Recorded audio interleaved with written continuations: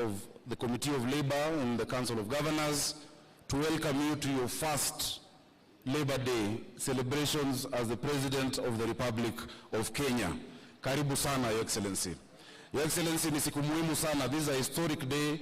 Many don't know when Labor Day started. It started in 1886 when we had agitation for the 8-hour workday in Chicago as well as Australia, and created a worldwide movement of laborers. And it's a day that we hold to remember the sacrifices of our workers, the sacrifices that they make every day.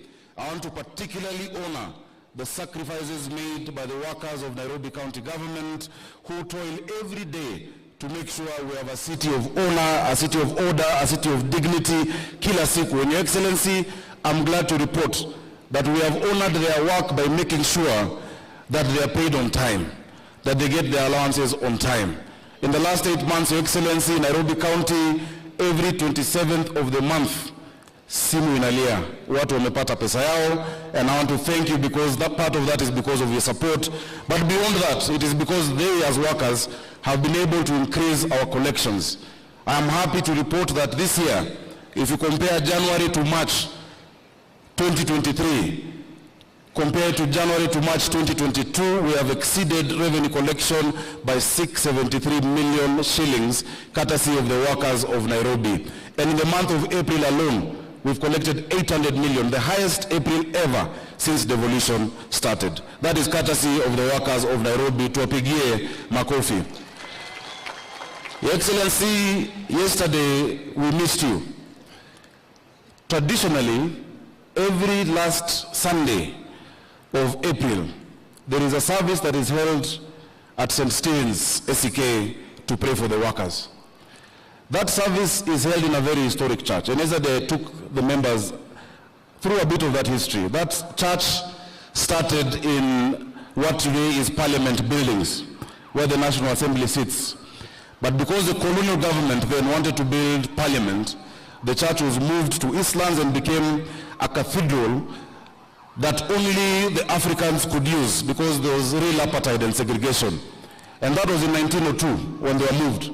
But that church, together with the labor movement, have been an integral part of the journey of independence in Kenya, because in the 50s, when the colonialists segregated and divided Kenyans along tribal lines, when the Kikuyus and people from Mount Kenya were moved out of Kaloleni and Makongeni into Bahati, Tom Mboya, a young man in his 20s, a Kanjo worker, decided to agitate. The colonialists murdered Mbotela, a councillor called Tom Mbotela, in what is now Bama Market, 24th of November 1952, just after the state of emergency, to try and bring tribal tensions. It didn't work. The next year, they murdered Ofafa, which is where we get the estate Ofafa Jericho. Because when they murdered him, they came 2 hours later, they burnt down Bama Market. The people stayed calm. The next year, they murdered Ofafa at the same place. The people stayed calm, because they were trying to create a tribal rift by saying these people, Luo councillors, Mbotela and Ofafa, were murdered by Mau Mau.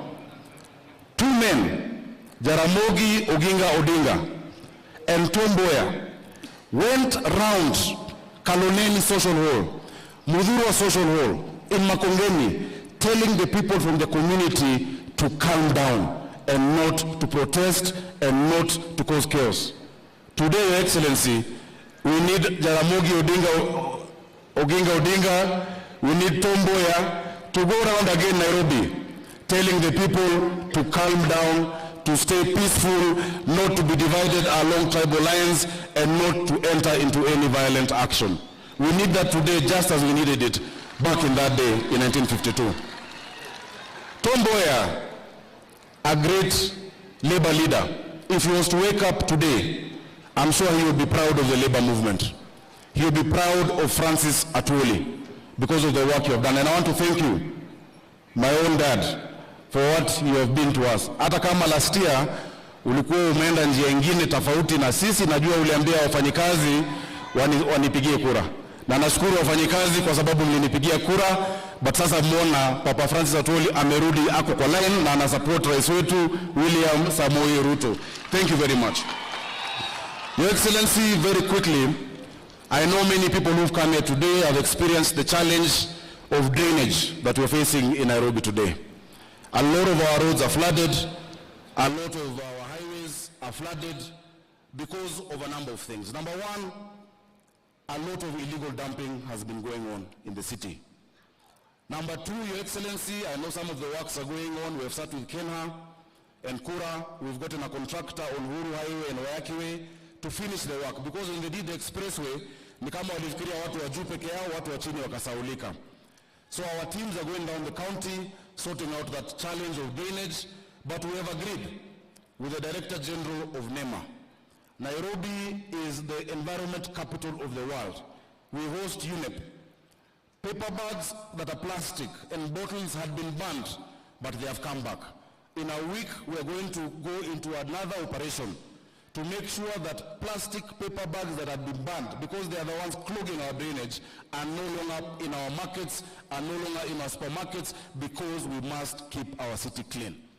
I want to thank you because we've been able now, and towards the end of this week, tunaandika vijana 3,500 ambao watakuja kusaidia kufagia Nairobi na kusafisha.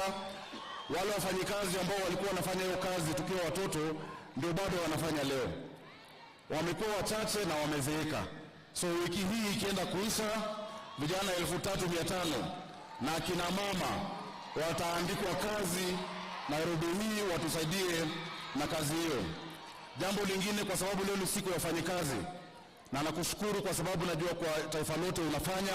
Nairobi tayari tuko na community health promoters ama CHVs 7,460. Your Excellency, kila mwezi tarehe 27 M-Pesa inatingika, wanapata pesa yao bila kuchelewa, na nimeshukuru kwa sababu umesema as a national government unatuongezea 2,000, so Nairobi watakuwa wanapata 5,500, tunawalipia NHIF 5,000, tulisema pesa mfukoni. Asante sana. Your Excellency, nikienda kumalizia, nafikiri ni muhimu kusema ya kwamba every Labor Day there is a pronouncement on minimum wage.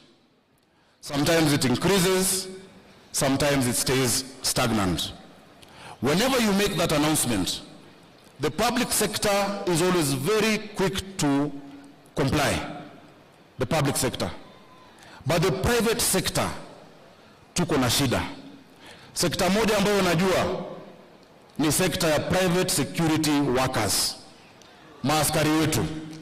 Maaskari wetu ambao wanalala mchana ndio usiku wawe kazini, na mara nyingi hata mchana hawalali kwa sababu wanashikilia kazi mbili, wanalipwa 4,000, wanalipwa 5,000, yet we pronounce minimum wage above 13,000 shillings. Many of these private companies zina charge wenye manyumba 30,000 shillings kwa askari moja, 50,000 shillings kwa askari moja, alafu unalipa mtu 6,000. Kwa uchumi hii, Your Excellency, ni jambo la kusikitisha sana. Tusaidie kwa private security workers. Najua Isaac Kandabu wako hapa mahali, ndio yule kukaa wangu ambaye ndio Secretary General. Bado utawatetea, na naomba Your Excellency uwakaribishe siku moja waje State House. Kuna wakati niliwapeleka huko awali, ilikuwa mara ya kwanza tangu Mungu ajenge Kenya askari kuingia State House. State House inalindwa na GSU, na waliingia wakaongea, lakini hajatekelezwa. I know in your government you are going to do something good, because there are 450,000 of them across Kenya, there are 250,000 of them in Nairobi. Ya mwisho ambao ni wafanyikazi wanaumia ni madereva wetu wa Uber, madereva wa Taxify, madereva wa Bolt, hawa madereva wa the digital hailing companies. These companies, because of competition, na tumefanya regulations tayari ambazo ziko kwa Waziri Murkomen, they race to the bottom. Today you will take a taxi from here to the airport na ulipe 600. 90% of the accidents we have is because these drivers have to drive for 22 hours a day to make money. The Competition Authority and the AA of Kenya can come up with a pricing formula. Hiyo kazi tayari tulifanya. It is just to gazette those regulations ili pia kadere aweze kupata kitu. In town we have designated spots for them to pick and drop. Walikuwa wanashikwa. So Excellency, kwa hayo mengi ningependa kumwalika Asante sana. Amenikumbusha jambo lingine. But Your Excellency, I would like to invite Federation of Kenya Employers, as she comes, please take that point seriously. Those people are suffering. Those drivers are really suffering. We thank you for your support, and allow me to introduce now Jacqueline Mugo, FKE Chair. I forgot to mention the area MP, Jalango is here. Please, Mama, wave to Undo MP wa hapa Lang'ata. Thank you. No.